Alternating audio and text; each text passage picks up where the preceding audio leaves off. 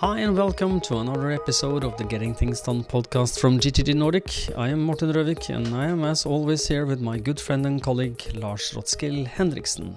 Привет, Lars. Привет, Morten. Good to see you as always, and looking forward to recording another episode for everyone out there. We always start off by reminding you of the purpose of this podcast, which is to help you learn GTD or become even better GTDers. So we hope that this episode supports you in that. And if you are new to GTD, we recommend you go back and listen to episodes 1 through 6 to get an introduction to the basics of GTD. This is episode 67 of the podcast, and today's topic is the path of GTD Mastery. Indeed. And we are going to try to take you from, I understand what GTD is, I have a grasp of the methodology, and until you are a GTD ninja with a black belt and 3 white stripes, and are in the calm and serenity of getting things done. So before we go there, I would like to apologize because I have been mistakenly thinking we're talking Ukrainian in our in our greetings. Tere is Estonian and not Ukrainian, but Привет is hello or hi in Ukrainian. So now we fixed that. Sorry for all the people who have listened and said, "What are they talking about?" So if you think back, Lars, on when you met GTD, there is many stages of what you can learn and at what stage you learn what and how, because it's a lot of pieces to get, accumulated that gives you the more whole approach to getting things done than just the different parts. So we have been visiting our what would you call it, career starts with getting things done at some point where we started with it. But if you're going to look at maybe one of your coaching clients or some person that got started with getting things done, what do you think was the instigating factor for someone deciding to, I want to learn GTD? Yeah, it's a good question. I mean, for myself, it really was to understand, more about how to work in the most productive way while also being able to disconnect. I think that was sort of the key starting point for me. I think probably the productivity aspect was the most important part. And as I've progressed over the years, the value has changed and different aspects are more important to me now. The disconnecting part and staying present with whatever I'm doing part is the most important aspect for me. But people come across this from many different angles. First of all, is the awareness, of course, that there is a methodology out there that supports you in working in the best way possible with all the stuff that's going on in your life. So it is often the people that really are already good, that are already moving at a pretty high pace, and notice that they could be moving even faster or even smoother. I think is probably the most generic way I can describe it. I don't know, how would you describe it, one? Yeah, I wouldn't be too far of what you just told us. The only thing I could add is that you have the other end of the spectrum where people are, in total chaos. But I think that one thing that is common for a lot of people wanting to learn getting things done is because they are conscious people. They want to, and they have a sense of duty. They want to deliver on their expectations of themselves and their peers. So if you give them a task, they would like to finish it, and they would like to do it good, and finish it on time. And if not, they will not feel good about themselves. And people with a conscience is, it's a dual-edged sword. If you don't have it, you're a slacker, and if you have too much of it, you will be a perfectionist and drive yourself into stress and an early death. So, putting it a little bluntly, but I hope people can see through that. But my idea here is that to be a conscious person is good. It drives you to excel and into excellence.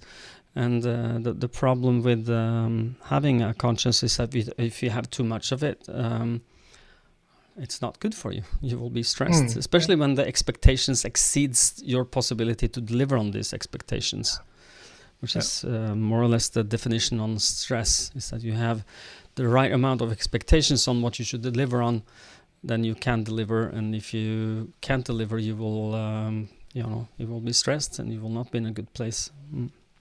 So just to add that, conscious people, and if you are some person would like to exceed your type of learners, then and combine that with number 2, then you have an interesting combination. I have seen many of my coaching clients that are in that state, both states, and it's good. You have motivation, which is the most important thing you can have. If you have motivation and inspiration to learn getting things done, I don't really care where you take it from, as long as you have it, because the motivation will force you to learn getting things done. And it is. I talked to a coaching client today actually about I should learn getting things done. That's not a motivational speech to your brain. It's you're giving your brain the free pass. Not really, you're saying. But if you tell yourself, I want to and I will learn getting things done. I will. It's just a matter of time. Then you will program your brain for being more successful. My client today realized that she needed to go from should to will. I will learn, and that is going to help her. So, and I think that you could be helped by the same thing. You, our dear listener, if you will and want to learn getting things yourself, I will. Then you have a success rate that's a lot higher. But if you don't have the motivation, Lars, what have you seen? Where do you see your typical, GTDers start with getting things done? Which elements? We start off, for those of you familiar with the horizons of focus, we start at the bottom, meaning we start to focus on where you are right now and getting things under control. And the experience is that once you start to get things under control, you'll naturally raise your perspective and start looking more into the horizon and seeing where you actually want to steer. But specifically, what is most important for you when you start off, that really differs from person to person. So we'll focus on the 5 steps, first episodes of this podcast as well, for those of you who haven't heard them yet. And which ones people pick up first is really different from person to person. Some of you have tried the GTDQ test and noticed where you landed in each of those quadrants. For those of you who haven't tried it, recommend you Google that and try that out, and you'll be attracted to different steps depending on what type of person you are. And just, for myself, the simplest place to start was to write things down. So step 1, capture. Yeah. Really start to get all that stuff out of your head. It's so funny and interesting to reflect on every time I do, because it seems like such a basic fundamental skill that we should all have is to simply write these things down. Why don't we just do this instinctively? Because your mind is for having ideas, not holding them. Exactly. So for me, it's just that simple practice of starting to write things down. That was really sort of I wouldn't say it was attractive, the step in itself. I'm not that attracted to, or wasn't at least at that time, attracted to, focusing on brainstorming and grabbing those big ideas out there. I just wanted to clear the deck, get that stuff out of the way. So the feeling that showed up afterwards, once I had started to implement the subsequent steps and gotten into the weekly review and all that, that feeling afterwards was really what was the motivating driver. Now, one of the things that I think that we owe the listeners to remind them of is that underlying the whole methodology of getting things done, both the horizons of focus and the control part with the 5 steps of GTD, is the idea that you just mentioned, Lars, that your head is for having ideas, not holding them. And by that we mean that your head should be empty for anything that has your attention, but the one thing you're working with now.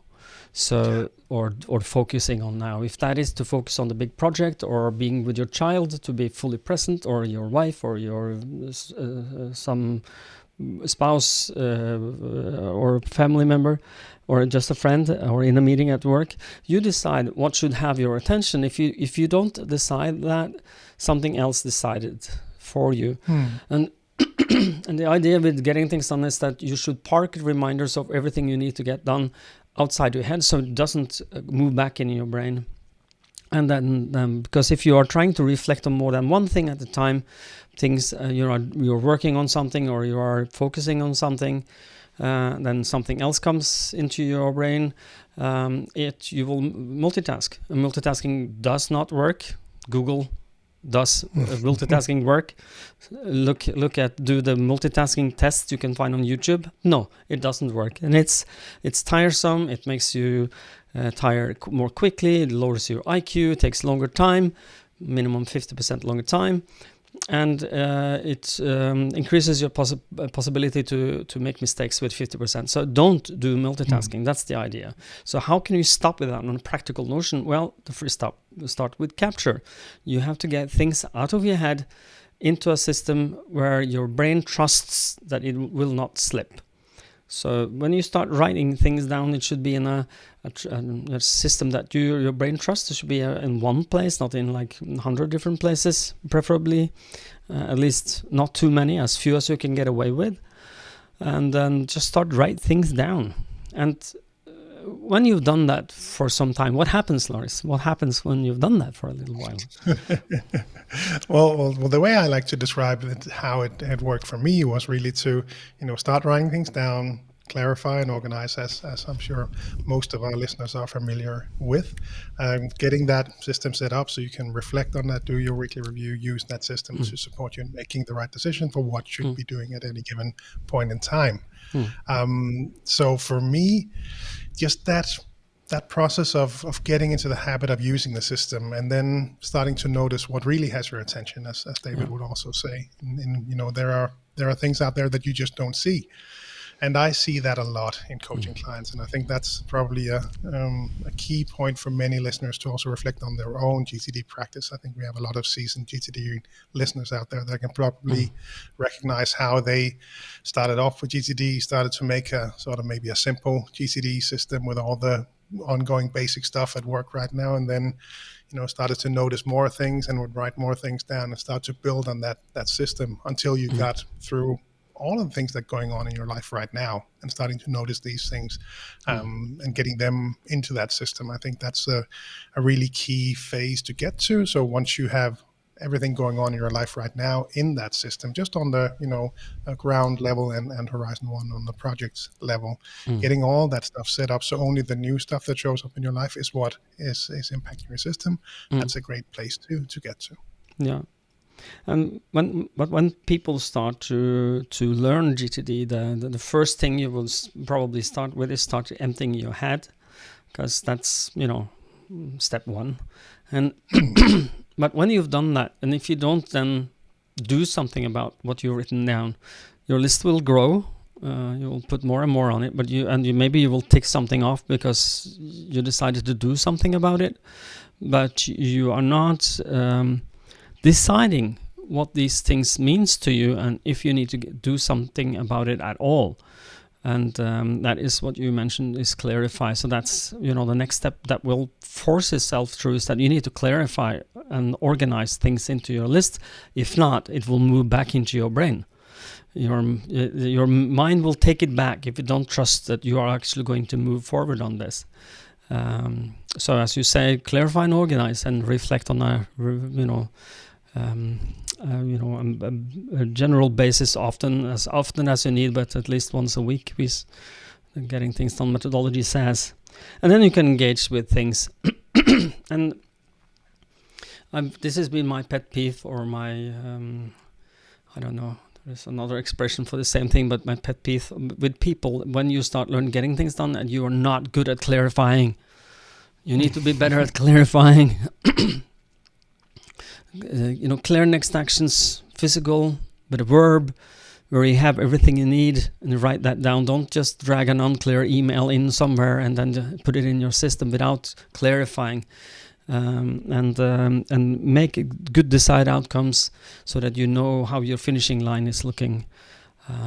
Do a better job at that. I'm doing that this morning with a coaching client who was actually a pretty seasoned, pretty good GTDer. Yeah. But there were some projects list that had started to just contain, single word items, for example.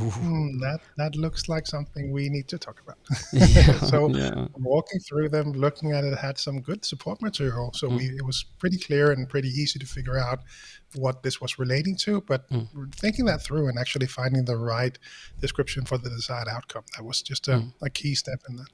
And that is really, like you say, it's a key part of the foundation level, as we would describe it also when we talk about the level 1, level 2, level 3 seminars that we offer in the Nordics and around the world. From a definition perspective, I just looked at it, and it's basics of day-to-day control, clear processing of outcomes and next actions, clear categories of reminders, collection and backlog under control, and regular weekly review sustains the system. Yeah. So, but for you getting started with getting things done, the 5 steps will. If you start at step number 1, beware, because the others will, you need to commit to them. It will give you just to write things down, it's going to give you a relief. It's going to help you. But when you put things into your system, you clarify and organize them into your system in a good manner. I've seen that over and over again. When you do that, what kind of energy it releases in the person. It's like it's a lighter step. It's more in control, more overview. And some people understand I have too much to do, but now they have a place where they can look at everything that they have too much to do and then make qualified decisions. What should I do with that, if anything, or should I just stay and I have too much to do state? But when you you captured, you clarified, you organized, then you have to be really good at, or get better at, the weekly review, and take that seriously and do it as weekly as you can, or feel, because a lot of people don't do it weekly because they don't feel the need, or they don't have the time, or some other excuse. But one of the things I would highly recommend people is, if you can't do a full weekly review with a checklist of getting things done for a weekly review, then do a light version. Just look at your calendar. What happened last week? What's going to happen the next few weeks? Is there something that you're missing? Something you need to prepare? Something you lost? Something you forgot to do? And just to do that, and then just a quick overview of your lists. That is often enough to bring you back into the control seat of your, into your dashboard, if you may, and the control of your life and work. And to do a weekly review is not recommended. Do a light one. If you can't do a real one, it's better than nothing. Just do a little. Little is better than nothing. So don't go for perfection. Just go for what you can.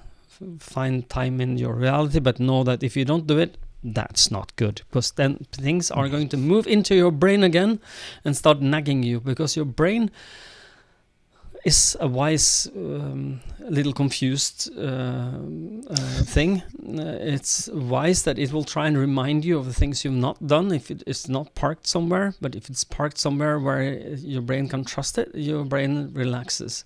If your brain don't trust that something is handled well, or it's, I don't know if this project is well, I don't remember the state of this, where is this project? It will move back into your brain. And it will start nagging you, and you are back to square one, where you have to empty your head again, do the capture, and then clarify and organize. But if you captured, clarify and organized, and do a weekly review as often as you can do it weekly, and then you have a place where you can engage with everything that you have decided to do something about. When you have time, or when you put it in your calendar and you prioritize it, it's urgent and important, put it on the calendar. So when you are at the ground level of GTD, did you have a comment, Lars? No, just it's as we talk our way through this, and I imagine much of this to be familiar for many of our listeners, it's also it's so interesting to, think about each of those steps and the details in each of those steps and know how much depth there is in each one of them. So it's, when we talk about these, and that's, I think, often why people mistake this and think, oh, that sounds so easy and I already do this, so why would I need GTD? There's just so many levels in each of these that you could dive into. What you capture as you start off with GTD, you capture the stuff that directly has your attention, what's going on right now. As you progress with GTD, some of the more fluffy, deeper stuff will show up, and you'll get into the habit of capturing them, and then that'll trigger new levels in your GTD system. And like you said, you dove in a bit into clarify and organize, really doing good clarification, having good list, having the right list for you with the right contents on there, doing good weekly reviews.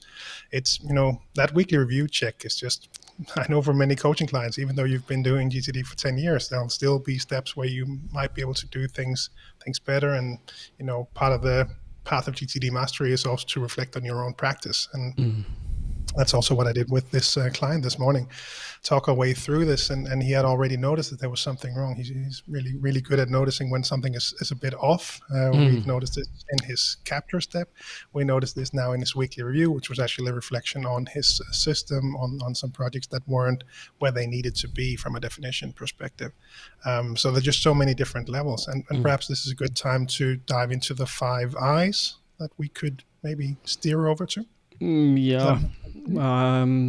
I don't have them in an overview. You might want to give them to us. Yeah, I just wanted to share. Yeah, sure. Because I just wanted to share them because so this is something that we do in the level 2 seminar. We walk through this, and this, I think, was sort of a good, at least, awareness for me when I started off with GTD, or actually when I attended the level 2 seminar, is where so just a quick recap.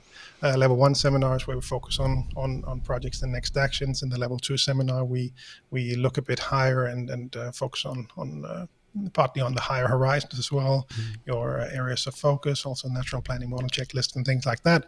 And as part of that seminar, we also look at the Path of GTD Mastery matrix. And in that's where the foundation that I mentioned earlier comes from. We also look at the 5 I's, which are different stages and how familiar you are with each of these. And the first I is information, meaning I have enough information to engage on this topic. Second I is instruction, meaning I understand how to do it if I wanted to. The third I is installation, meaning I have a working structure with real content in it. Implementation is the fourth I, that is I'm utilizing key components consistently. And the fifth I is integration, which means that I am focused on the results my trusted system is allowing me to produce. So this is just a natural way for you to work these different things. Yeah. So that's the top bar, and then down is where you have the foundation, you have the totally integrated system, and the last headline is dynamic orientation on these 5 I's.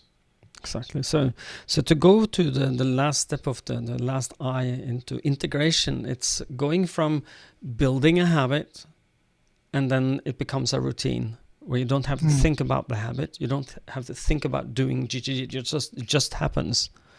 It's like when you and I now come across something that we might want to do something about, or want to do something about, you will write it down immediately. You will find your capture tool and get it out of your head. And you don't have to think about that process. It just happens. Because you understand, you have your mind is set for, tell me about things I might want to do something about, or that I will do something about. And then when you have one of those thoughts in your brain will go up with a red flag saying, hey, Lars, now you have to write this down. Shouldn't you? You should do that, shouldn't you?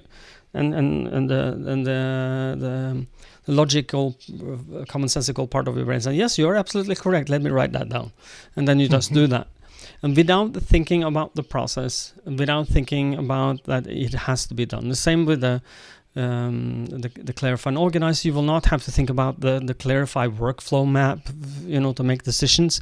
It will happen without you have to think about it. It will just be your modus operandi, or the MO, if you may, for how you handle your all the potential commitments and things you might want to do something about. So do you want to take us after the 5 eyes? Do you have an idea, Lars? Because we can go Well, in many so we different talked about the directions here. foundation. Yeah, no. So, but that is of course where you start with GTD. You start with the foundation. You get those 5 steps, and support you in getting things under control. But as we hinted at, there will be these other levels, whether we take them from the perspective of the horizons of focus, or the different levels that we have in the practitioner competency evaluation that we discussed in a previous episode. If we take that as a starting point, the next level over that is the totally integrated system, meaning that we have the basics of week-to-week control as opposed to day-to-day control in the foundation level. You regularly recalibrate your project inventory, which is one that I benefited a lot from, as I've mentioned on several episodes, something that I need to keep an eye on. We have a topic development and project planning skills, and the last one is sustainable total life management system in place and working. That would be the next level above. Exactly, and it is just a way to describe the path. But on the practical level, when you have your I will not use that word. It's some rated word.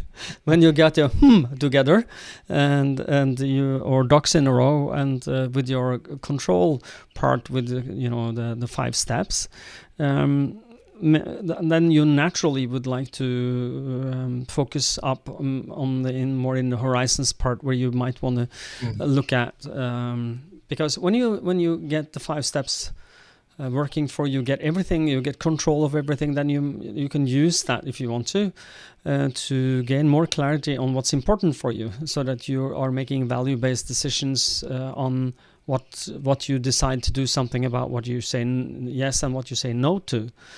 And as I've said many times before, this is maybe all news for people, but when you say no to something, you say yes to something else, and vice versa. So that because there is more to do than there is time, and so make sure you say yes to only the right things. But how do I know what is the right things? Well, you have to step up the horizons ladder, where you step up from your projects and up to the areas of focus and responsibility. What am I responsible for on personal and work related areas? What am I being measured on, or what do I want to measure me on? And from there you can take a step up the ladder for goals, more long-term goals, 12 to 24 months ish. And then step up from there. What is the vision of when I live the life I want to, when I'm living my life purpose, and sorry, when I live my values, how does that look? And what is my purpose, and what is my values, and what's my principles? So you make more maybe correct and value-based decisions on what you decide to do something about. But how would you recommend somebody get started with that? Yeah, that's a good question. It really depends on which path we take. So when it comes to coaching, it really depends on what seems to make the most sense for the client. I think overall for many people, and again, that's also how the seminars are built, getting that level, that Horizon 2 areas of focus and accountability, getting that one clear, or at least just a draft. I think that just provides so much value and just really opens up the higher horizons to dive into and explore and see where that takes you. It's such a nice, for me, it worked very well to start from the bottom up and look into the areas of focus and accountability, being aware of those, then looking into the future. So where should they be? Where do I need to be or want to go? And then really asking yourself, so why should I go there? And start to really get an understanding of the higher horizons. So for me, that was a good way to go. And I just, I wish that we could take all GTDers, everyone that knew GTD, and support them in getting to that level. I really, really, really wanted to go there because I just know from my own use of GTD, I benefited so much from the basics. So I did not really understand how much more there was. Oi. And now I'm disappearing somewhere in the video. Sorry about that. No, as I was saying, I really, having that if I knew how much more there was to GTD, that would have really been beneficial for me. So I had a lot of value from understanding, having a clear projects list, having my list of next actions, all of that good stuff for me, but understanding that there was so much more to gain and getting that clear overview, understanding what was, waiting for me in being clearer on the higher horizons. And I think just that horizon too, that areas of focus and accountability, drafting that as a mind map, as a list, whatever works for you, but just the clarity and the information and the awareness on that level, that horizon is just, so that was, at least for me, and I know for many coaching clients, such a triggering point in taking that GTD awareness to the next level. Mm-hmm. So where would you take it from there? Well, I think if we want to build on that last part, so we've talked about the foundation, the details on that one, the totally integrated system. The last one that we have is called headlined dynamic orientation. Mm-hmm. The key describing items here is ability to navigate change, execute on any outcome, aligned processes and behaviors with all meaningful aspects of life and work, ability to generate situational awareness, room and clarity to focus on that which is most meaningful, and day-to-day is aligned with your bigger game. Those are the lines that describe the dynamic orientation aspect. And that's, for me, I think it's, well, if I'm just reflecting on how people then evaluate themselves on this scale, I think if you'll go back and find that episode where we shared this practitioner competency evaluation, I believe this is part of it. If not, then I'll see what I can do to share it. But when we walk through this in the level 2 seminars, for me, it's always interesting to see how people rate themselves, because obviously the people that attend a level 2 seminar are people that are interested in GTD. So they'll often score fairly well on the foundation, or some people are a bit hard on themselves and know that they could be doing more, could be better at these things. And, we can probably all do that, but they'll relatively frequently score themselves pretty high on the foundation part. But where they then place themselves on the remaining sections, totally integrated system, dynamic orientation, and that'll differ a bit from person to person. And I think some people will benefit a lot from just the foundation part in their ability to navigate change, for example. So they'll be pretty quick at capturing, or understanding, okay, now this showed up, now I need to reprioritize, now I need to regroup and figure out how to then, work on the right things now since this new thing showed up, for example. So there'll be aspects of that they've already picked up. But I think once you have that foundation part under control, so ground level projects, once you get the higher horizons more clear, and we'll work on that in level 2 and level 3 seminars, and then tying all that up together to the final one, which I mentioned, which was the day-to-day is aligned with your bigger game. That one for me is just, wow, you're doing well. If you feel that, the absolute right thing for me, all things considered, is this email or this call or this meeting or whatever it might be. That's a cool place to be.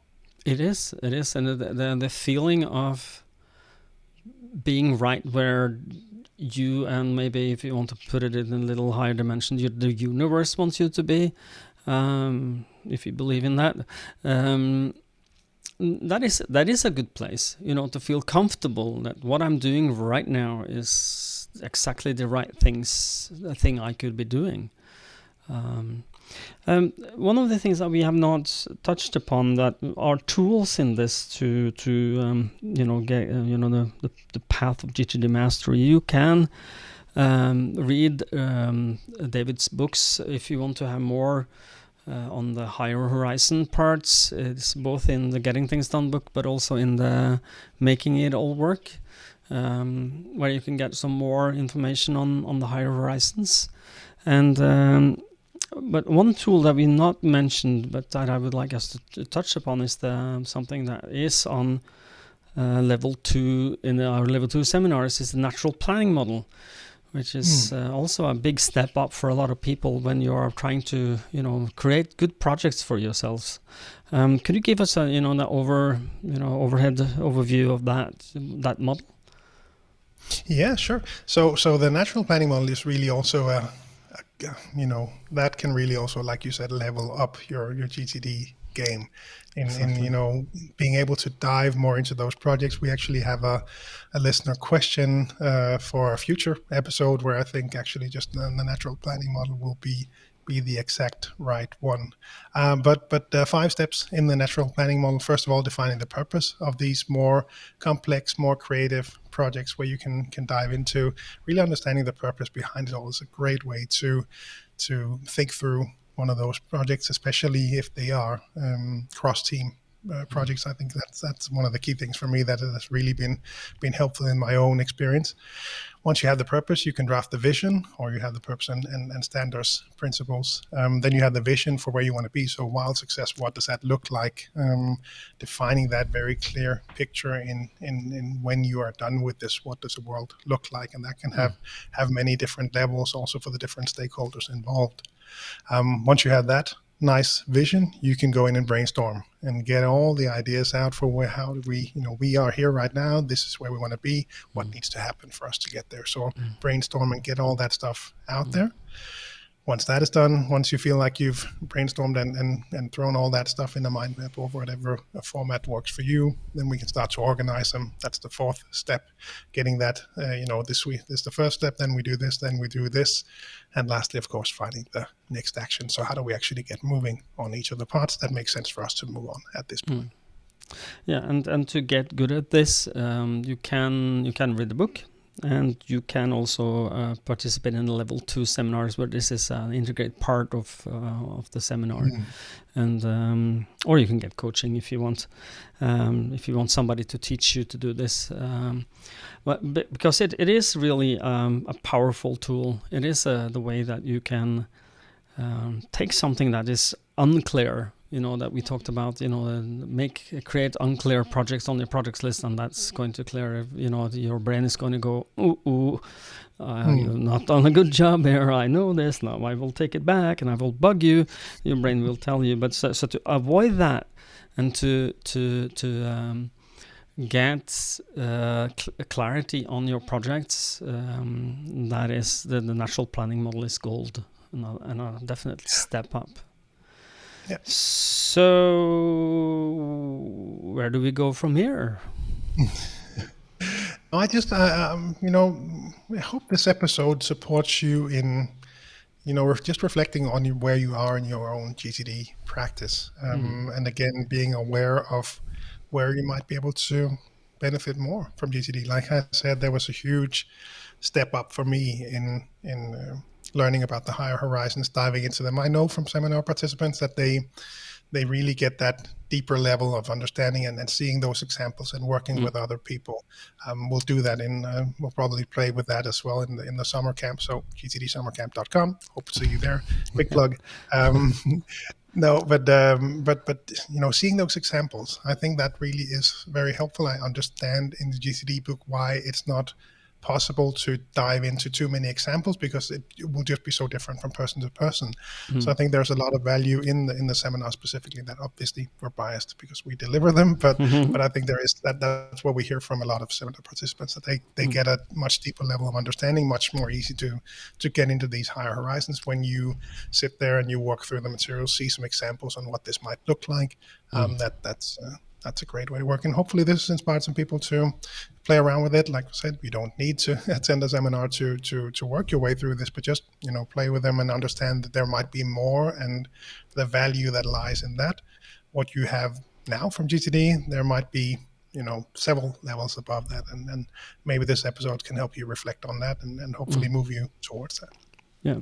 And I'm sure you will make a link available in the show notes for that, the evaluation you mentioned earlier, so that if you want, sorry?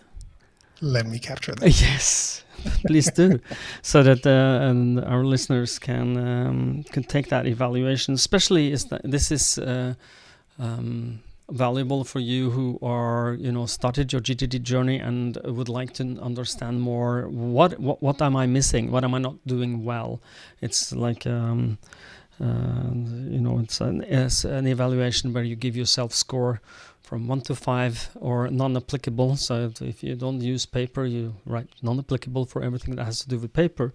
But it is a very a good tool for you to understand where am I in my path to GTD Mastery, which was the topic of the episode. And what is helpful for most of you out there, I hope, who are listening to this podcast, that we made an episode about everything in this methodology and then some. And so if you want to learn and you don't want to participate in a class or get a coaching, you can listen and learn. But if not, we hope to see you.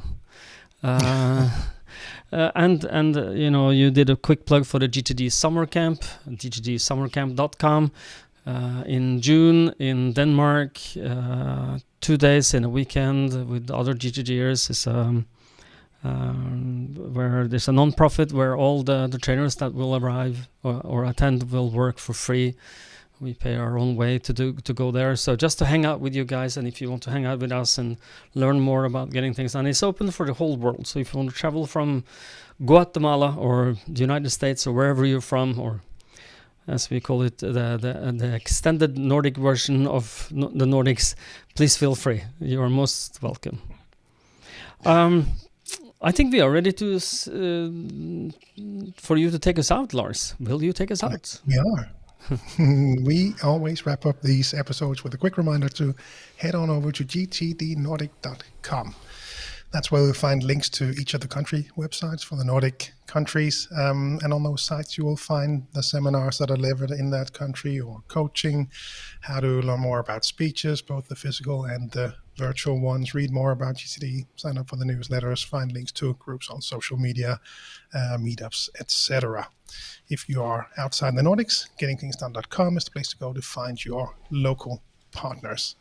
And lastly, as always, we hope that these episodes support you in learning more about GTD, becoming an even better GTDer.